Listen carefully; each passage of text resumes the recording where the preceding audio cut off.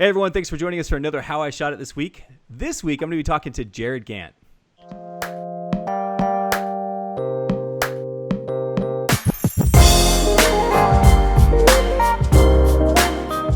Jared, I got to say, you actually are one of the most watched YouTube videos on the MagMod YouTube channel. Well, I guess that's a good title to have. Yeah, actually, for those who haven't seen it yet, we'll link to it maybe in the captions or something. But there's a video where we have Jared. We're showing him at a wedding using the MagBox, and in fact, you were one of the first to get a chance to use it. So that's kind of fun. Yeah, it was a lot of fun, and we'll have some images to look over with that I've shot using it. Oh, that's right. Yeah, we'll bring up one of those. Fantastic. Well, before we jump right into the images, Jared, let's tell everyone real quick where to find you.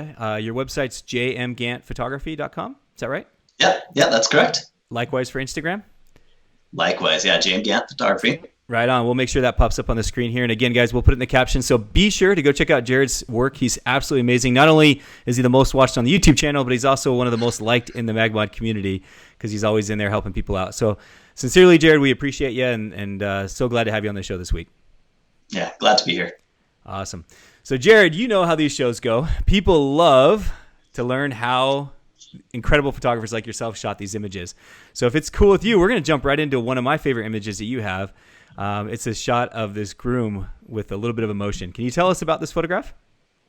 Yeah. So what I love about this particular shot is oftentimes when we're using MagMod, it becomes difficult because we're setting up lights and the motion has to be somewhat stagnant. But with this particular shot, what I had done is I knew that the groom was going to stand up and give a little welcome speech. And so prior to him coming in there, I took just a little small piece of gaff tape and marked the floor and just gave him an idea where I wanted him to stand.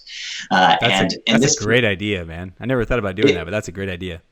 It's real simple. Usually I'll have two spots for the other speeches as well, for the groomsman speech or the parent speeches or whatever it might be. And I'll typically choose two little spots on either side of the head table so that they can choose what feels best. And I'll try to get my lights set up so that it'll work for either location. But that just gives me a good chance to set up my lights in advance, allows them to know where I need them so I can get the lights set up. What I don't want is them to get up there and stand in a location that I wasn't prepared for, and in the middle of their speech, me have to move around all my lights. So that just helps things. So in this particular photo, we're shooting with two different lights. We have a kicker behind the groom, and so if the groom is in the middle of a clock, the rear light would probably be at like 2 o'clock, and then we have another light just to my left. Usually, when I'm setting up my lights for the reception, I'll have two large ones that I set up and I just leave. And again, they're typically on the two back corners of the floor. And then I'll usually have one that's on maybe a lighter stand that I can move around with me a little bit easier. And so the one to my left is lighting at the front. And that's the one I have a sphere and a half CTO. And same with the rear. I'm using a half CTO back there and then a grid behind the groom.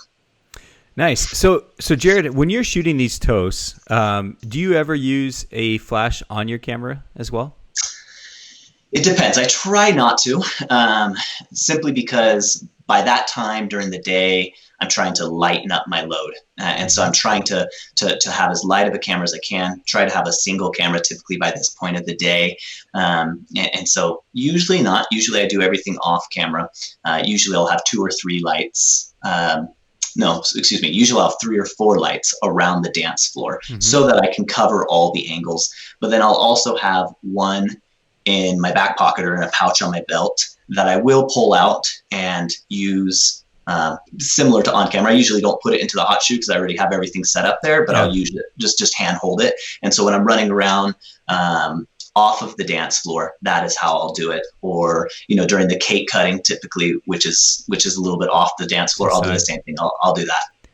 But other than that, I try to have everything off camera on the dance floor. What's interesting is a lot of times when I have a second shooter, I'll tell my second shooter to go ahead and just shoot with a flash on camera just to kind of get that safe shot. And whatever it is they get, it's totally fine. Sometimes I don't even use it. Sometimes I'll use it to complement it. But yeah, I'm same thing, man. Once you get to the reception, try to lighten your load a little bit, and having a flash on camera can be, extra weight. So I love that. Good insight. And I love the gaff tape idea. That's fantastic. I do the same thing with my second shooters. It's tremendously helpful. I want their shots to be as solid as can be, just be on camera, nice and clean and simple. And then that way, if I'm getting too artsy and I screw up a shot, we know we got it still covered regardless. One thing to note about this photo that catches a lot of attention is kind of all of the little bokeh that you're seeing around the Groom. Yeah, I was about to say, speaking of artsy, right? Artsy, right? And that's not done in post. It's not a composited photo or anything like that. What I'm doing here is I'm shooting with a really long lens, 7200. And I'm shooting through the table decor. So in this particular wedding, there were candles that were, at different levels on all of the tables. And so that's what I'm doing. I'm getting quite a ways away from the Groom and zooming in at that 200 millimeter and shooting through all of those candles. That's fantastic. I love it. Great shot. So Jared, let's jump onto a second photograph here, and it's one where you have a Groom. He's very controlled lighting, but it looks like he's shooting at a pool table here. Can you tell us about this photograph?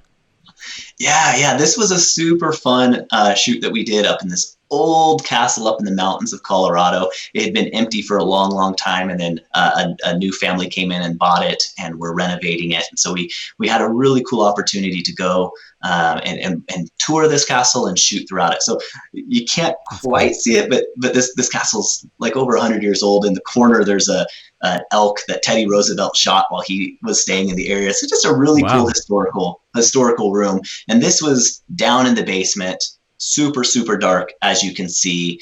And in this particular shot, like you said, we wanted to control that light as best as we could. We're just using a single speed light that is gelled with the CTO, as well as having a grid on there, again, just to tighten up that beam of light. And again, we're just capturing the side of the Groom, just doing some split lighting there. And then behind me is a window, not a very large window, but a window there. And that is what is lighting up the balls on the pool table and just giving a little bit of kind of graduate blue light on the table there. Nice. I love that. And so really the gel on the flash did you use it to kind of balance out with that light above him, the colors there?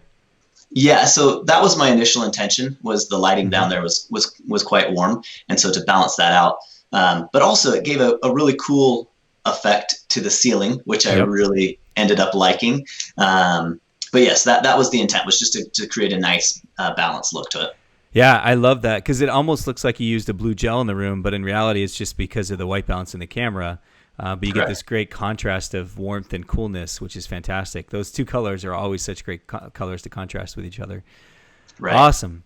So you got that great shot, and then you have another one of that same guy, but looks like at a fireplace. Can you tell us about this one? Was it similar light setup?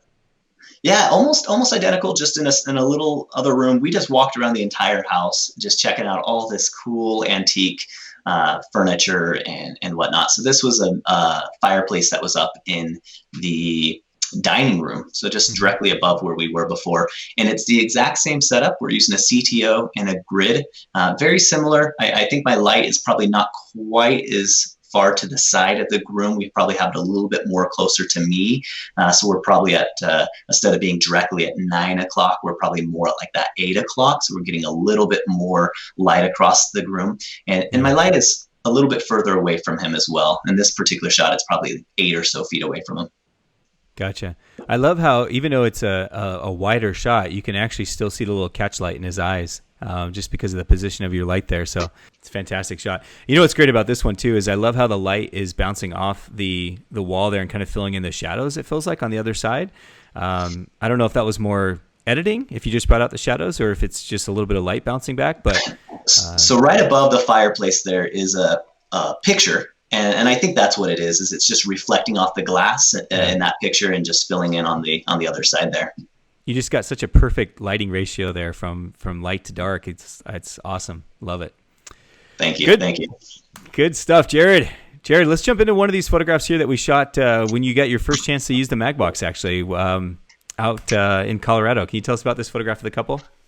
Yeah, for sure. So this was literally the very first time I'd used the softbox. I'd looked at it briefly in my office. I think I set it up one time, and then we just went out to go play. And so what an awesome experience it was. In this particular shot, we're shooting in the very middle of the day, super bright, as you can see from the behind the scenes shot. The sun is behind them.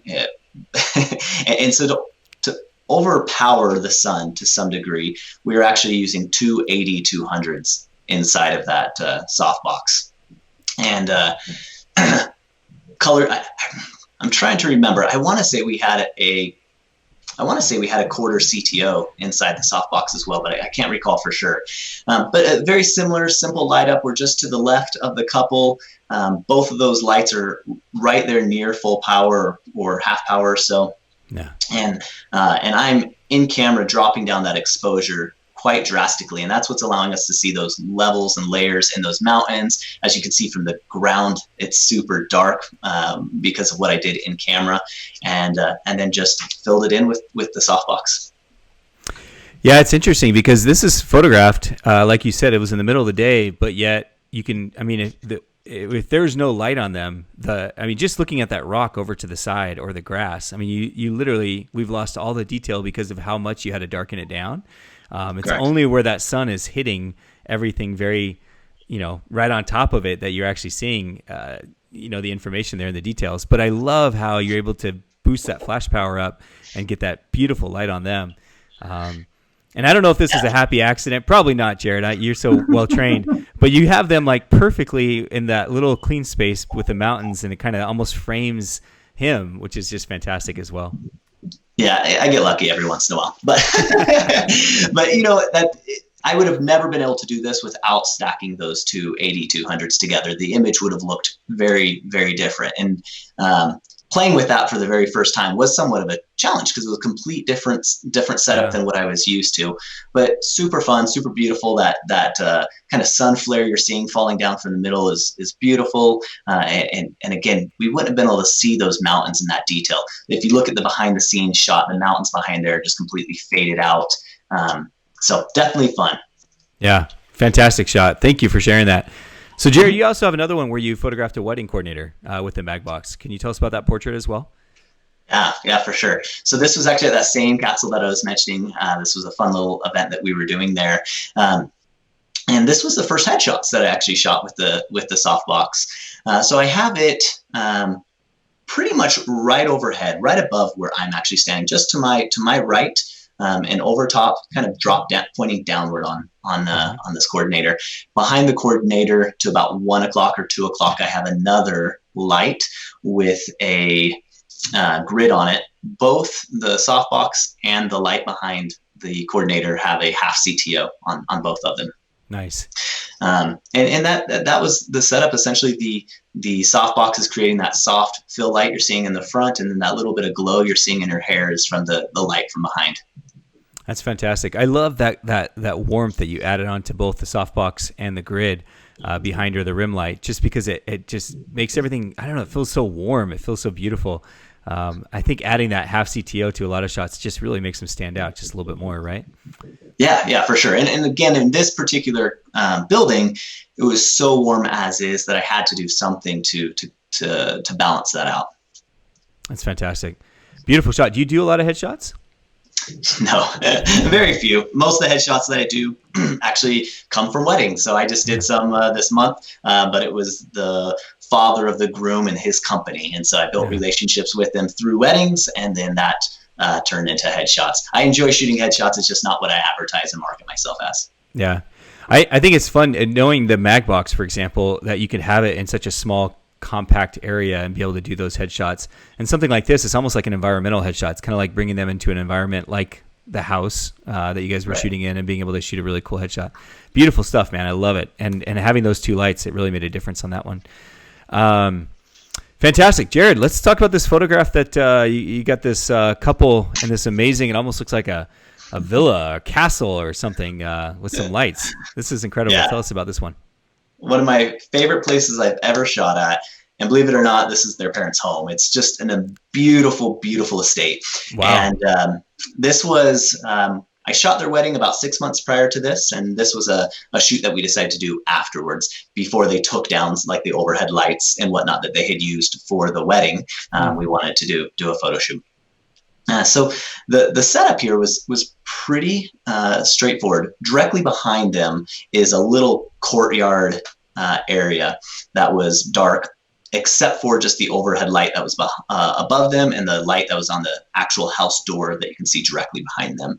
And so I wanted to create a little bit of separation there, a little bit more separation. And so behind the couple, I have a light with a quarter CTO and a sphere on it, and that is what's lighting up that whole area. And I want to actually say that I actually had my light pointed straight up as well, not pointed at them, but pointed upward, again, to light up that whole area. And I had it pretty high powered as well, and it's just kind of bouncing all over. And it was just a really small, like I said, a little small yard area.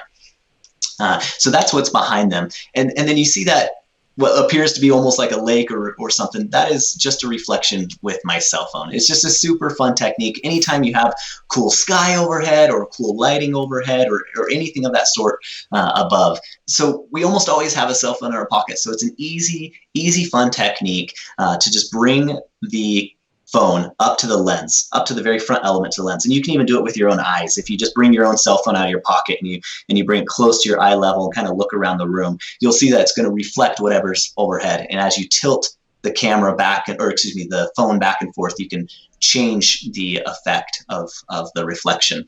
And again, it's something most people have on them, so it's not something you have to plan out in advance, and it's just a fun technique to add a little extra flair to your photos. Clients absolutely love it. I love it. Jared, I think both of us need to hold our phone up to our eyes right now, and then we'll grab a screenshot and use it for a thumbnail. Oh, can you? Okay, here we go. Let's see. Yeah, you got it. Yeah. Okay, this will be our thumbnail for. Yeah. Awesome. No, thank you for sharing that. That's a fantastic image. So what's lighting them up in front then, Jared? That would just be the overhead light that was just slightly in front of them. And then I just bounced that light so much, because I cranked up that power, that it's just kind of reflecting around that area, the walls around that area. And all those walls are limestone or whatever kind of stone they are. So they're like a white stone. Yeah. And so it's just kind of bouncing all around there. Got it. So you have the one light behind them with the MagSphere. That's kind of filling up the room, wrapping around, lighting them up in front a little bit. And then the sky, was it just, this must have been after sunset. Is that right? Yeah, this is quite a ways after sunset. I want to say was one of, if not the last shot that we had taken, because it was so dark. Yeah. And we just had an awesome, cool blue sunset, and then again in camera adjusting white balance just a little bit to exaggerate those blues. You know, it's one of my favorite times to shoot is about 30 minutes, even 35, 40 minutes after sunset, when that sky, they call it civil twilight, when that sky is like these royal blue colors, and you can bring out with a little bit higher ISO, for example, bring out just the really beautiful blues.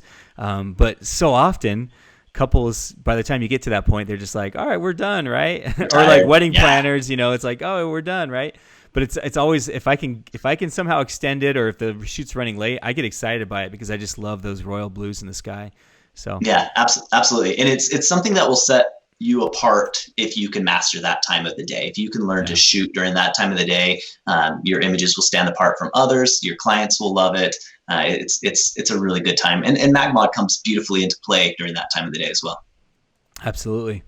Excellent. Well, Jared, we have a lot of images. This is probably more images than we've ever shown, but there's two more, and I really would like to get to both of them because I think they're fantastic, and I think everyone can learn something from them, or if nothing else, be inspired by them. Because it's funny, whenever we do these shows, I like to tell people we post them on Friday so that people can be inspired for their shoot either on Friday or Saturday or Sunday. That's typically when photographers like to work the most, right, is the weekends. Mm-hmm. And so I feel like these next two shots are inspiring for other people to learn from. So let's talk about this one where you get this couple, it looks like on a mountain or top of a rock.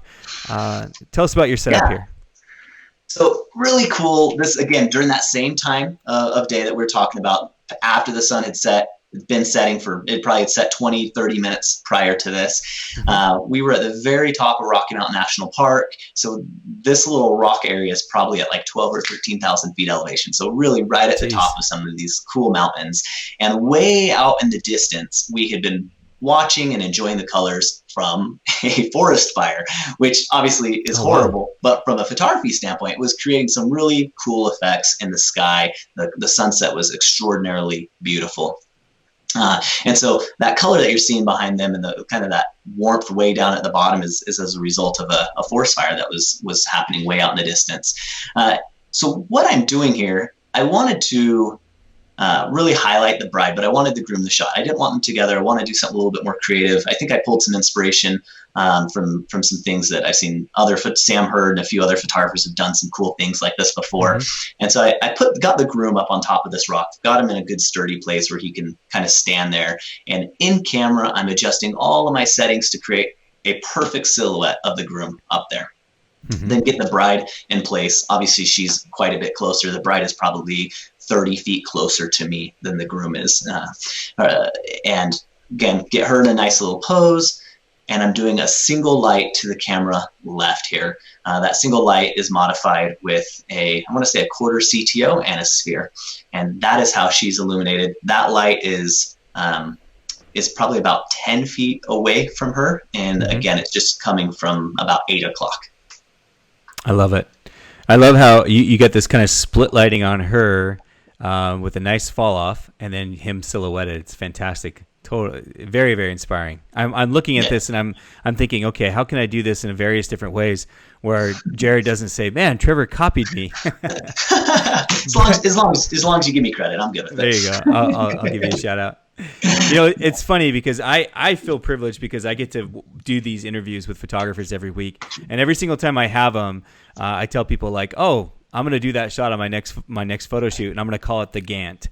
Or I'm going to call it, I'll give it names because for me, I'm a visual person. I have to have like a name or something attached to it.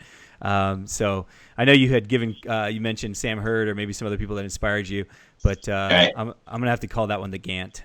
So that's what's one of my absolute favorite things about the MagMod community. And I know I've shared this with you before, but when that community first started years and years ago, I felt like I had somewhat artistic direction in my photography, but that community really inspired me and really helped me hone in the direction that I wanted my photography to go in.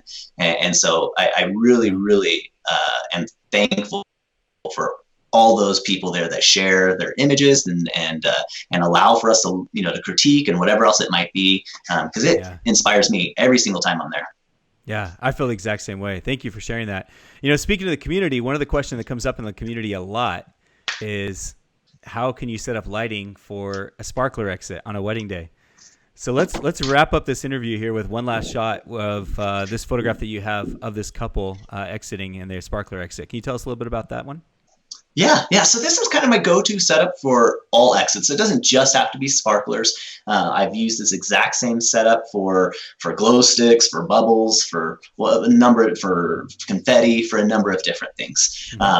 So what I typically try to do is just a few minutes beforehand, I'll bring my assistant out there and I'll get him standing about where I imagine the couple's going to be. Kind of that signature shot part. Yeah. That signature spot. Yep. And how the light is set up here, anytime there's going to be smoke in the air, I like to use a blue gel or a half CTB.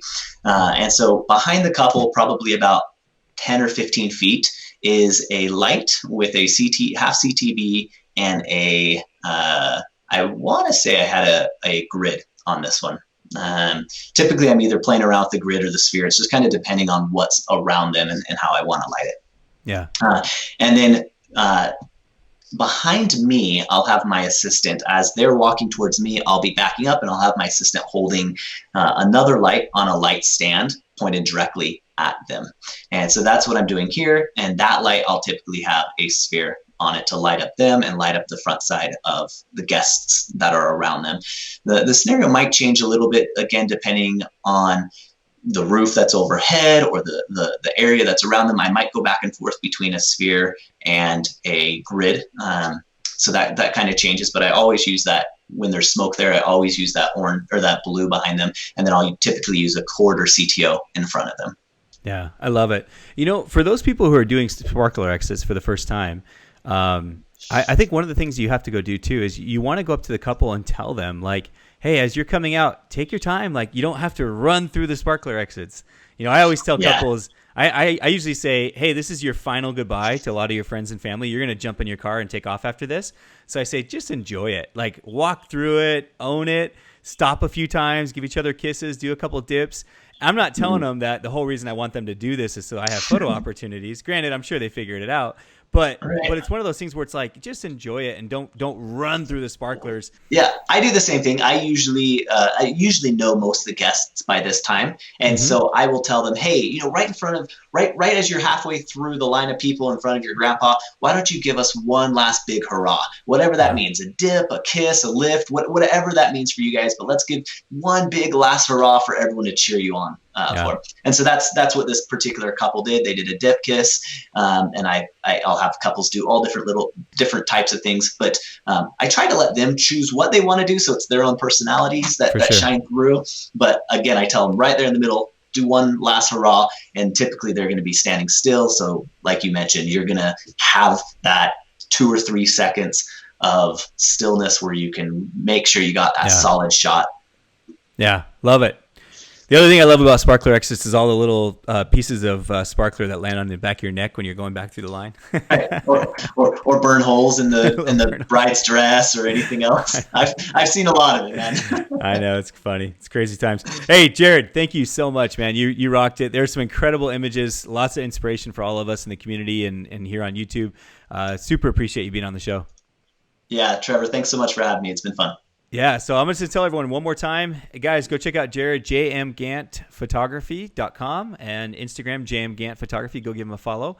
And then, of course, guys, we do these every single Friday. So be sure to join us every Friday for the How I Shot It. We post them here on MagMod YouTube channel. So be sure to subscribe and hit the little bell notification if you'd like to be told when we post these, so you can be inspired just like we did with Jared here. So, again, Jared, thank you. Can't thank you enough, man. Yeah, thanks, Trevor. Thanks for having me. All right, we'll see you guys in the community. Take care. We'll see you. Take care.